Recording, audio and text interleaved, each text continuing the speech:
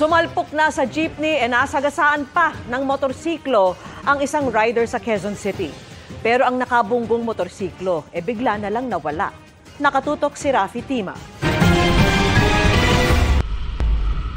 Binabagtas ng rider na si Jover ang kahabaan ng Congressional Avenue sa Quezon City pasado alas 8 ng gabi nang biglang kita kung paano tumalsik ang helmet ng rider. Sa lakas ng impact sa gilid ng jeep, tumilapon ng rider sa gitna ng kalsada. Pagkasalpok na sa jeep, yun, bumalandar siya, napunta nga po siya sa middle lane. Hindi ka ba akalain sa kaliwa ko may mabilis? Ayun, nasagasaan po siya, nagulungan siya ng motor din po. Ayon kay Jover, nagtaka siya na tila hindi nagminor ang rider kahit siya mismo nakita na niyang jeep na tumabi para magbaba ng pasahero. Kita sa video na tumabi ang nakasagasang motor pero kalaunan, bigla rin itong nawala. Nakita ko pa siya, nakatingin pa siya eh. Siguro balak din naman niya talagang tumulong.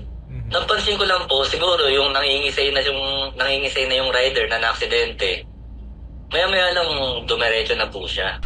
Agad namang bumaba si Jover at iba pang mga rider maging mga pasahero ng jeep. Si Jover, kinuha ang mismong cellphone ng biktima at tinawagan ang huli nitong ka-message. Hello, ano niyo po siya? Na-aksidente po. Cellphone niya po ito.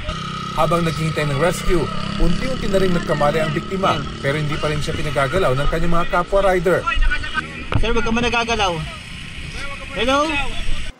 Ayon sa QCPD Traffic Sector 6 na nakakasakop sa lugar, nagtungo ang kapatid ng naaksidenteng rider sa kanilang opisina para kumuha ng police report. Maayos na raw ang lagay ng biktima na isinugod sa orthopedic hospital.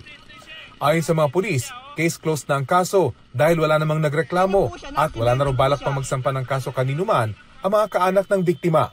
Para sa GMA Integrated News, Rafi Tima, nakatutok, 24 oras.